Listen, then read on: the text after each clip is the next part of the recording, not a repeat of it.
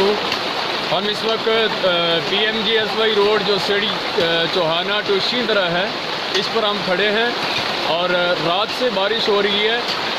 یہاں پہ جتنا پانی ہے آپ دیکھ رہے ہیں، یہاں پہ ایک نالے کی طرح پانی جو ہے وہ یہاں پہ آ رہا ہے۔ جتنے اس علاقے کی خواتین صبح سے لگی ہوئی ہیں اس پانی کو موڑنے میں، اور بڑے عرصے سے ہم ایڈمنسٹریشن سے اور جو محکمہ روڈ PMGSY اور تمام آفیسران، چونکہ آفیسران یہاں پہ خود بخود تشریف بھی لائے ہیں، انہوں نے یہ منظر، یہ ماحول دیکھا بھی ہے۔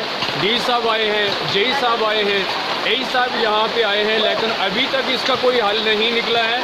یہاں پہ ایک اسلامی ادارہ ہے جس کے پیچھے پانی پڑ رہا ہے، ایک مسجد شریف ہے، اور یہاں پہ ایک واٹر ٹینک ہے جس سے سارے علاقے کے اندر جو ہے وہ پانی جا رہا ہے۔ آج اس واٹر ٹینک کے اوپر یہ سارا پانی ایک نالے کی طرح یعنی یہ جو ہے بہہ گیا ہے، اور اس سے نقصان ہوا ہے کافی حد درجہ۔ اور جتنی یہ نیچے زمین ہے ہماری، یہ سلائیڈنگ ہو گئی ہے، ساری فصل برباد ہو گئی ہے، مدرسے کو نقصان ہوا ہے، ایک سکول ہے یہاں پہ گورنمنٹ سکول، پرائمری سکول جو ہے۔ ان ساری یہ جو چیزیں ہیں انہیں اس پانی نے بہایا ہے، نقصان پہنچایا ہے۔ ہم صبح سے لے کر یہ جتنی خواتین آپ دیکھ رہے ہیں اور جتنے لوگ ہیں اس پانی کو موڑنے میں لگے ہیں۔ ایڈمنسٹریشن سے میری گزارش ہے، DC صاحب سے میری گزارش ہے، DE صاحب سے گزارش ہے کہ صبح سے آپ کی انتظار کی جا رہی ہے، ہم نے کال بھی کی، فون بھی کیے کہ یہاں پہ آپ کے موقع ملاحظہ فرمائیں اور اس کا کوئی حل نکالیں۔ حل نہیں نکلا۔ میری تمام ایڈمنسٹریشن سے اور DC صاحب سے گزارش ہے کہ اس معاملے پر فوراً توجہ فرمائی جائے اور اس کا حل نکالا جائے۔ ناظرین،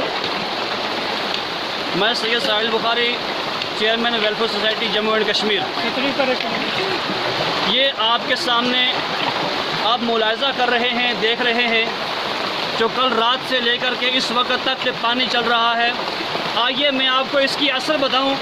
روڈ نکلنے سے پہلے یہاں پر سامنے ایک ناکا ہوتا تھا، اس سے پہلے یہ پانی جتنا بھی تھا یہ سارا کا سارا پانی وہاں سے نیچے جاتا تھا، اور اب روڈ نکلنے کے بعد یہ سارا کا سارا پانی روڈ نکلنے کی وجہ سے اس طرف آ گیا ہے۔ اب جب اس طرف یہ پانی آیا، PMGYS کی یہ روڈ ہے جو سیڑھی خواجہ ٹو گراں پر جاتے ہوئے راستے میں ہے، اب اس روڈ کے ضد میں آتے ہوئے پانی آپ سامنے ملاحظہ کر رہے ہیں، یہ دیکھ رہے ہیں پانی کس طرح ایک نالے کی طرح پانی بہہ ہو جا رہا ہے، اور یہاں سے نیچے پانی گیا، اس کے نیچے 5-7 گھر ہیں، اس طرف نیچے 5-7 گھر ہیں، تقریباً سارے یہ کو 15-16 گھر ہیں، یہاں اوپر ہمارے گھر ہیں تقریباً 4-5 گھر ہیں، ان کو بھی نقصان ہے، اور ساتھ میں یہاں پر ایک اسلامی ادارہ ہے، ساتھ میں مسجد ہے، آگے قبرستان ہے، اور ساتھ میں پرائمری سکول ہے۔ یہ سارے جو ہے پانی کی ضد میں آ رہے ہیں، لیکن میں واضح طور پر یہ بیان کرنا چاہتا ہوں کہ ساری کی ساری لاپرواہی صرف PMGYS کی ایڈمنسٹریشن کی ہے اور اس ڈپارٹمنٹ کی ہے۔ صاحب کے پاس بھی یہ رپورٹ پہنچی، لیکن اس وقت تک ڈپٹی کمشنر پوچھ نے اس پر کوئی ایکشن نہیں لیا، اور یہ پانی اسی طرح بہہ ہو جا رہا ہے۔ یہاں سے نیچے پانی گیا، کافی زمین جو ہے ڈیمیج ہو رہی ہے، اس کا ذمہ دار کون ہے؟ میں واضح طور پر ایز اے چیئرمین ہونے کی حیثیت سے یہ جتنے بھی عورتیں یہاں کام کر رہی ہیں، دیکھ رہے ہیں آپ لوگ سب سامنے دیکھیں، میں چیئرمین ہونے کی حیثیت سے یہ ساری کی ساری لاپرواہی صرف PMGYS کی ڈپارٹمنٹ کی ہے۔ ڈی صاحب کو صبح سے کتنے فون کیے، لیکن ابھی تک ڈی صاحب موقع پر نہیں پہنچے، ان کے ڈپارٹمنٹ کا کوئی آدمی نہیں آیا۔ آخر یہ لاپرواہی کب تک چلے گی؟ یہ گنڈا راج بالکل نہیں چلے گا۔ میں ڈی صاحب سے اور ڈپٹی کمشنر پولیس سے کہتا ہوں کہ اس کے اوپر فوری طور پر ایکشن کیا جائے۔ اگر ایکشن نہیں کریں گے تو ہم کورٹ کا دروازہ کھلائیں گے، تو ہم اس کے بعد دلی تک بھی جائیں گے، لیکن یہ گنڈا گردی ہم نہیں چلنے دیں گے۔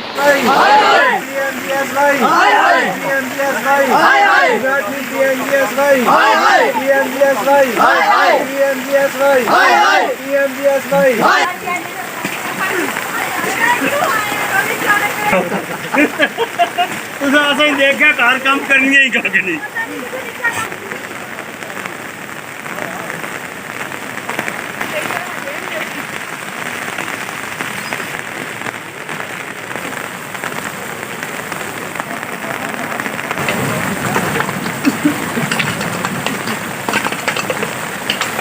Para que